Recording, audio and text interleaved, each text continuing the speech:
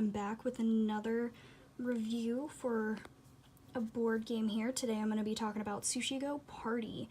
Now this is an upgraded version of the regular Sushi Go, and this one actually comes with an awesome board and a bunch of other cool things that we'll get to later. For those of you that don't know, Sushi Go is a pick and pass card game where it's very strategic in that you try and pick the cards that will make the most combinations and give you the most points at the end of your rounds. There are 3 rounds to the game and then a final dessert round. It's kind of like a meal, you know, you've got the appetizers, your entree, and then like super salad somewhere in there, and then your desserts. So let's go over what comes in the box here. So this is the awesome tin that it comes in, and when I say it's a tin, it's actually a tin. Now mine is a little dented on the side here when it came, but that's okay. It's a lot sturdier, in my opinion, than, you know, a regular old cardboard box would be. You know, it might hold dings a little bit worse and might not look aesthetically as pleasing when, you know, it gets hit, but in my opinion it holds up a lot better.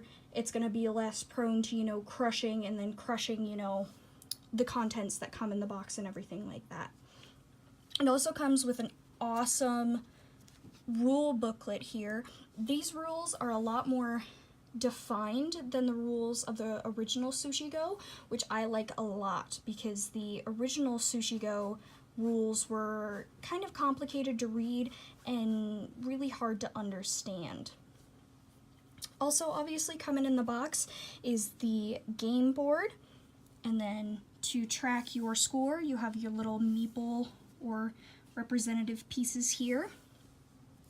Then comes all of your different food tiles that you assign in the board here, and then of course the actual playing cards that you use. I didn't separate these out because that would take up far too much room, but they're nice, flexible cardstock, very lightweight, very nice feel to them.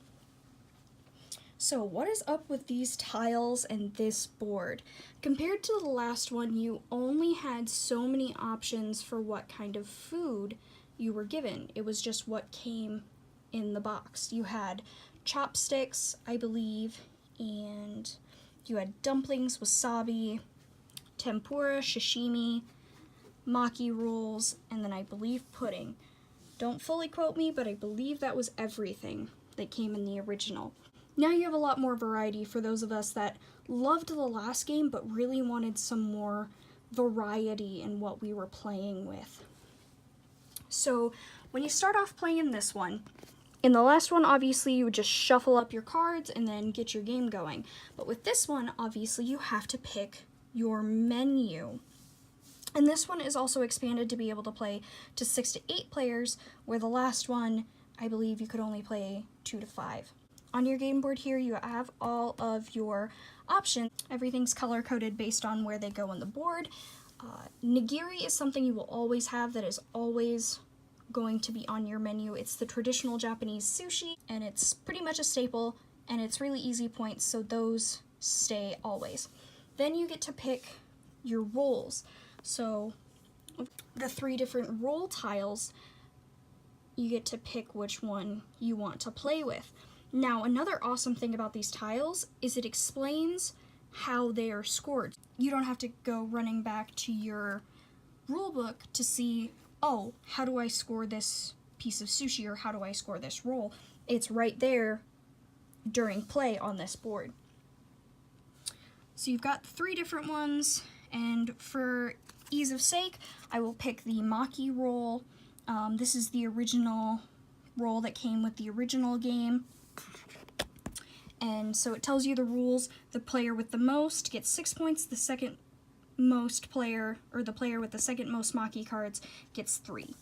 And then obviously it's more in depth in the rule book, but if you know the basic rules of play, this explains plenty. So then you have 2 special slots. Now there are 8 different special cards. The special cards that came with the original were the chopsticks and the wasabi. But now we actually also have special order, menu, soy sauce, tea, spoon, takeout box as well. Oh, and those rolls that we had, we actually added uramaki and tamaki, which is actually a hand roll. So those were added in as well. The special, it tells you kind of what you can do on those as well, which again, these are simple. Next, we have appetizers. The appetizers that came in the last one were dumpling, tempura, and sashimi. But the ones that actually are other options that we get in this one, let me do a little organization here. We have, in addition, miso soup, edamame, tofu, eel, and onigiri.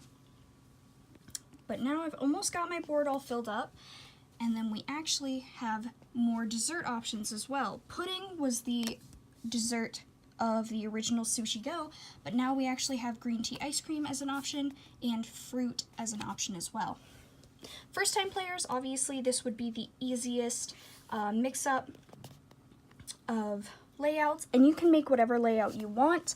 And actually in the rule book on the second page here, second and third page, excuse me, it gives you different menu options if you don't want to do, you know, something they've pre-made. But this is nice because then you have some options. So when you play, you've got your board all set up.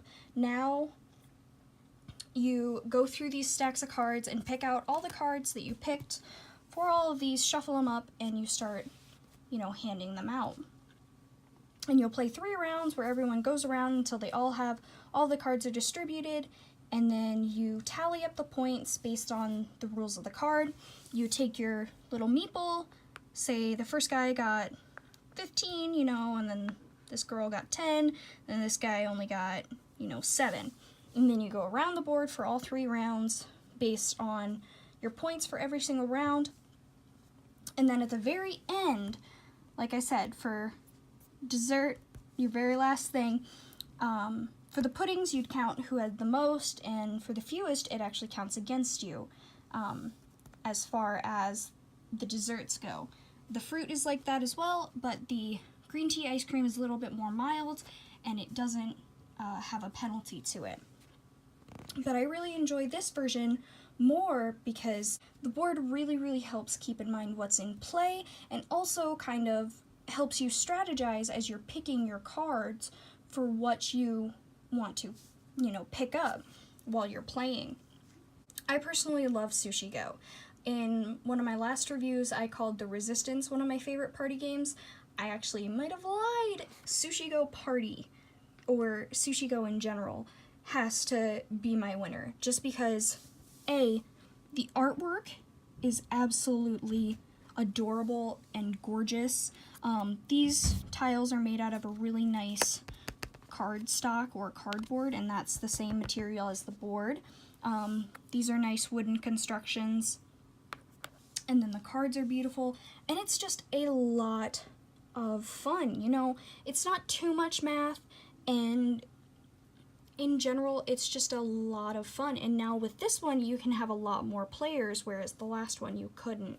And it's pretty simple too. It's honestly, if you wanted to use it as a way to learn math for kids, you could do it. It's really colorful. It's really, you know, cute, so they would kind of get on that board too.